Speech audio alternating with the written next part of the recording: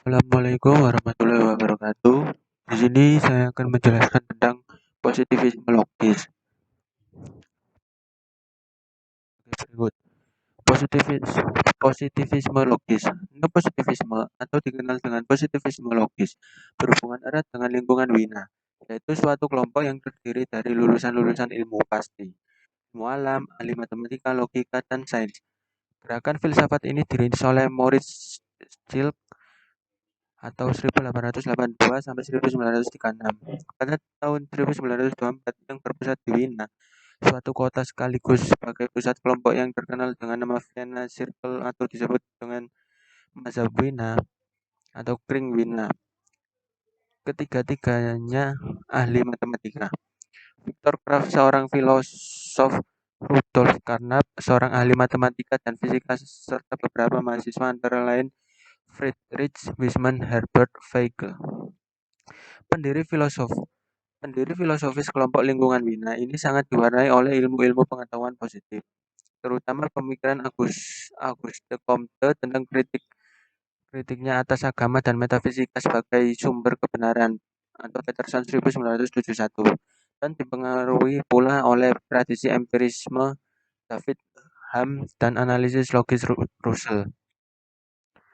Menurut Verhardt, ada 3 pengaruh arah dalam tubuh positivisme logis.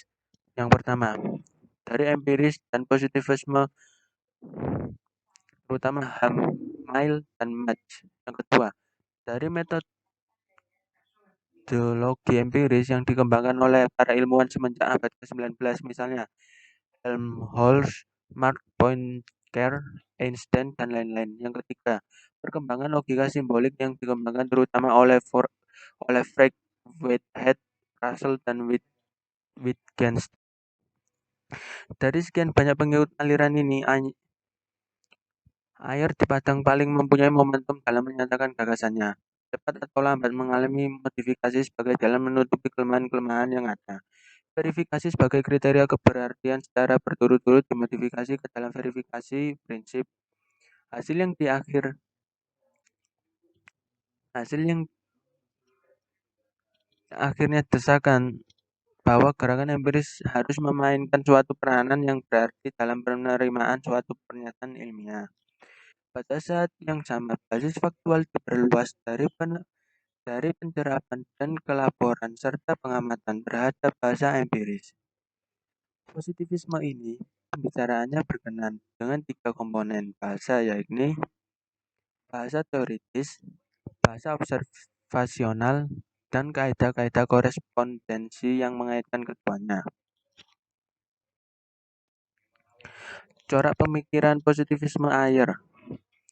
Alfred Jules Ayer sebagai salah satu seorang filsuf mengembangkan konsep filosofis positivisme logis secara lebih radikal. Ia pernah berkunjung pada universitas di Wina dan sekembalinya ke Inggris ia diangkat sebagai dosen di Oxford dan merupakan salah satu seorang profesor logika di universitas tersebut. Bukunya Language, Truth and Logic merupakan salah satu karya yang sangat dikagumi oleh peminat filsafat Inggris pada abad ke-20-an. Tulisan kedua Ayer yang dapat dianggap penting adalah The Problem of Knowledge atau 1956 yang di dalamnya berisikan problem-problem yang menyangkut skeptisisme filosofis.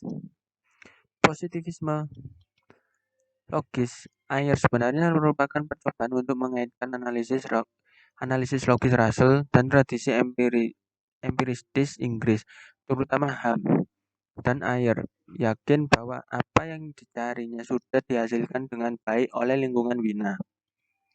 Positivisme logis juga merupakan aliran yang membatasi pikiran pada segala hal yang dapat dibuktikan dengan pengamatan atau analisis definisi dan relasi antara istilah-istilah. Menurut positivisme logis, filsafat ilmu murni mungkin merupakan analisis logis tentang bahasa ilmu.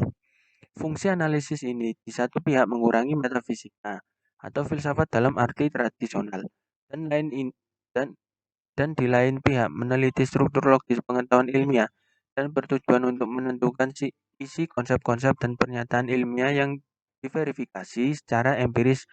Ayer A.J. 1992. Language, Truth and Logic, Victor Gollancz, LTD London. Ayer menyatakan bahwa teisme sangat kacau dan kalimat-kalimat tentang Tuhan tidak dapat diverifikasi atau diuji kebenarannya, atau tidak dapat dikatakan salah atau falsifikasi. Maka bicara tentang kepercayaan atau ketidakpercayaan, keyakinan atau ketidakkeyakinan secara logis tidaklah mungkin.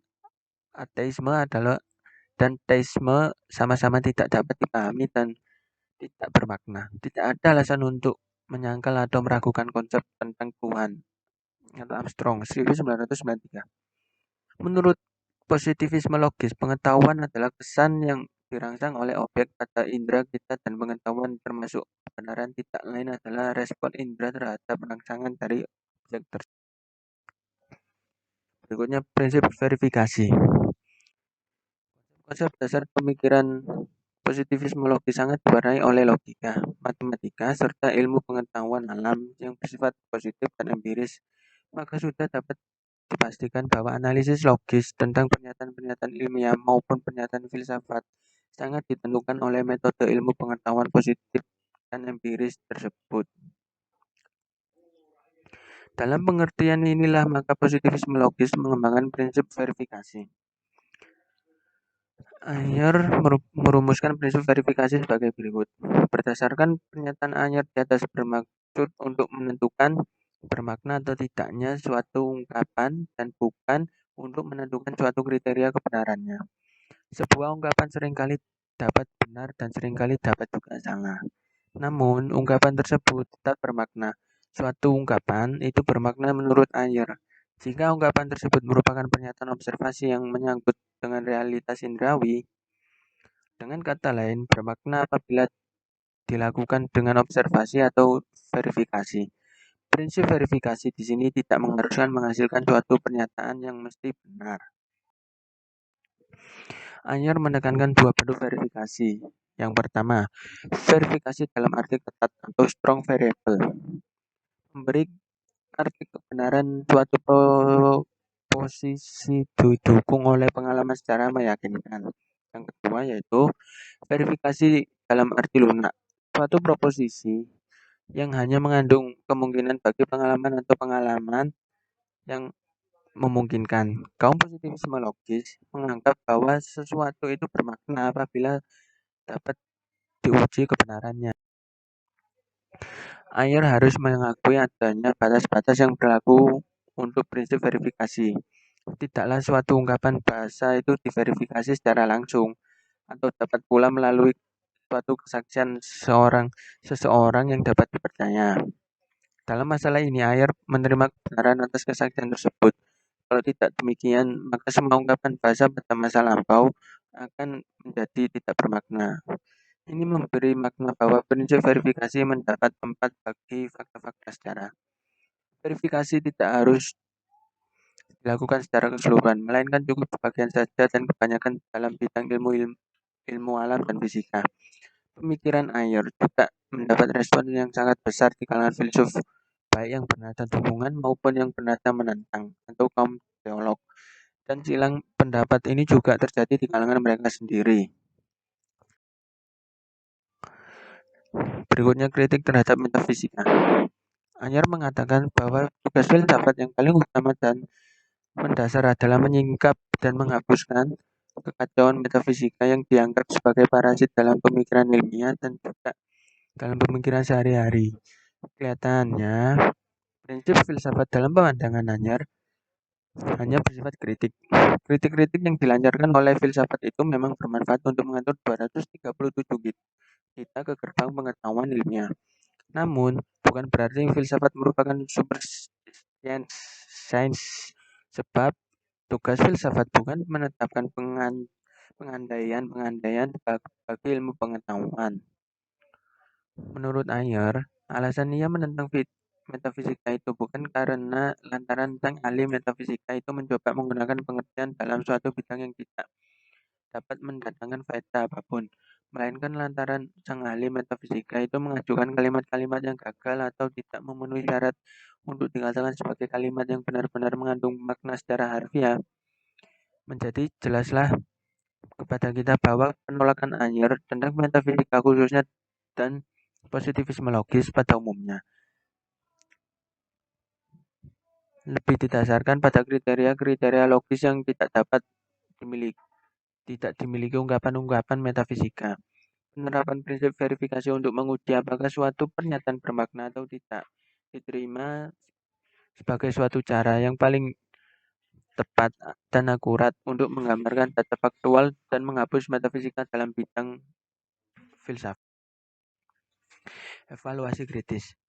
Dapat dikatakan bahwa analisa bahasa bersifat kritik terhadap bahasa yang dipergunakan dalam filsafat dan metode ini telah membawa angin segar ke dalam dunia filsafat, terutama di Inggris, karena banyak orang menganggap bahwa bahasa filsafat terlalu berlebihan dalam mengungkapkan realitas. Oleh karena itu, perlu disusun suatu kriteria logis yang dapat menentukan apakah suatu ungkapan mengandung makna atau meaningful atau tidak meaningless.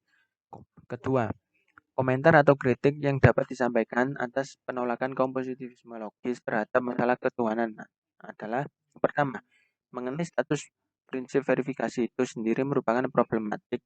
Yang kedua, pernyataan tentang keberadaan Tuhan misalnya mengandung makna bagi para penganut kepercayaan terhadap adanya Tuhan. Namun ketika kepercayaan seperti itu harus diungkap dalam bentuk proposisi serta harus dapat diuji secara empiris, maka pernyataan seperti itu dianggap tidak bermakna.